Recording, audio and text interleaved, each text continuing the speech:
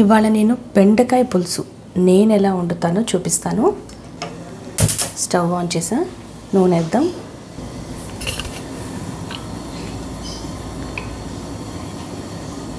నూనె మన కూరను పట్టి, అంటే ఎంత కూర వండుకుంటే అంత దానికి సరిపడా నూనె వేడెక్కాలి.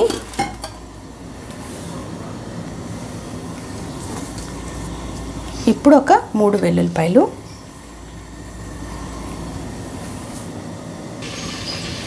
కొన్ని ఆవాలు, కొంచెం జీలకర్ర.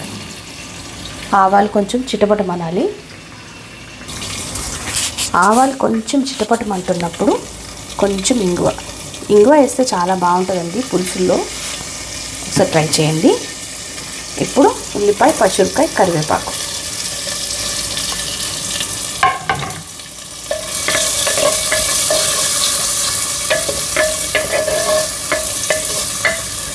కొంచెం వేగనిద్దాం.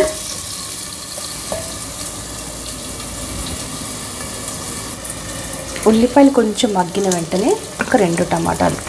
టమాటాలు ఆప్షనల్, కావాలి అంటే వేసుకోండి. అంటే నేను చింతపండు గుజ్జు ఎక్కువ వేయాల్సిన అవసరం రాదు కదా, టమాటా కూడా కొంచెం పుల్లగా ఉంటుంది కదా అని నేను ఒక 2 టమాటాలు వేసాను.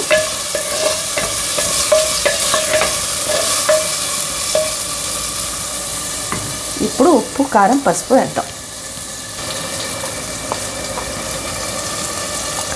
రుచికి సరిపడా ఉప్పు, కొంచెం పసుపు,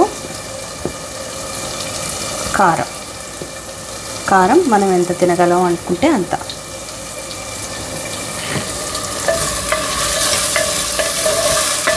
ఇప్పుడు టమాటాలు కొంచెం మగ్గాలన్నమాట. ఎందుకంటే బెండకాయలు చాలా తొందరగానే ఉడికిపోతాయి, వాటికి అంత టైం అవసరం లేదు. కాబట్టి కొంచెం టమాటాలు సాఫ్ట్ అయిన తర్వాత అప్పుడు బెండకాయలు వేద్దాం.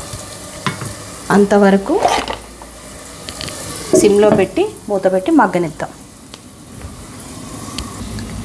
నాకు పులుసుల్లో, పప్పుచారులో అలాంటి వాటిల్లో 1 స్పూన్ చక్కెర వేయటం అలవాటండి. కావాలంటే బెల్లం కూడా వేసుకోవచ్చు.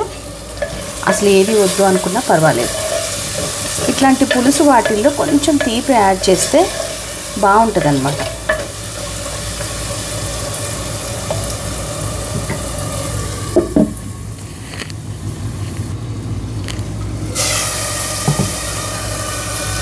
టమాటాలు మగ్గినాయి కదా, ఇప్పుడు బెండకాయలు వేసేద్దాం.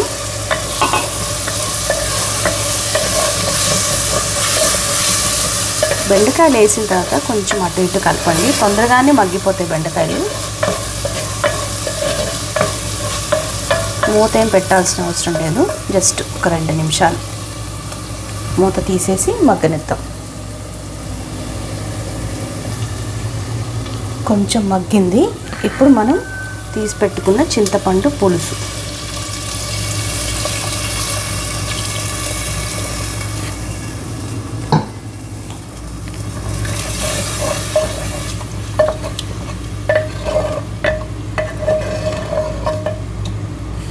స్టవ్ మీడియం హైలో ఉంది, మరీ సిమ్ లేదు. ఇప్పుడు మూత పెట్టి ఒక ఉడుకు రానిద్దాం. ఒక్క ఉడుకు వచ్చిన తర్వాత మనం వేసుకున్న ఉప్పులు, కారాలు, పసుపులు అన్నీ కరెక్ట్గా ఉన్నాయా లేదా చెక్ చేసుకుందాం.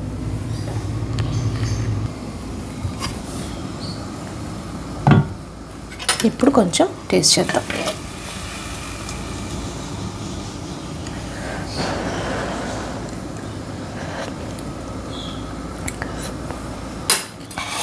ఉప్పు తక్కువ ఉంది.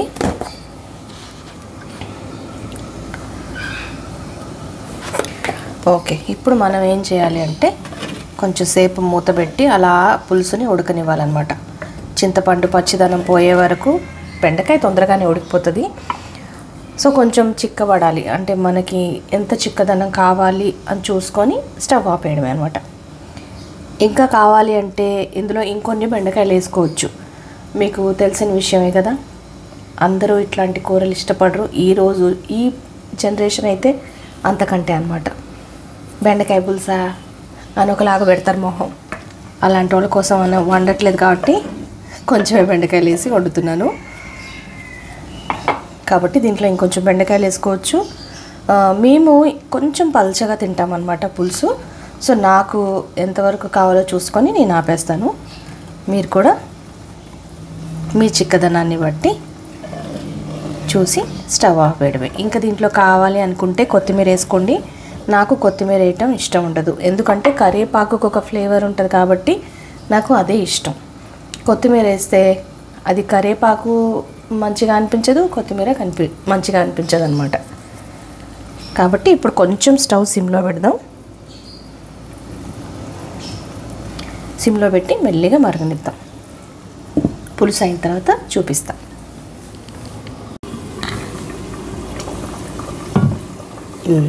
చాలా చిక్కబడింది చూసారా.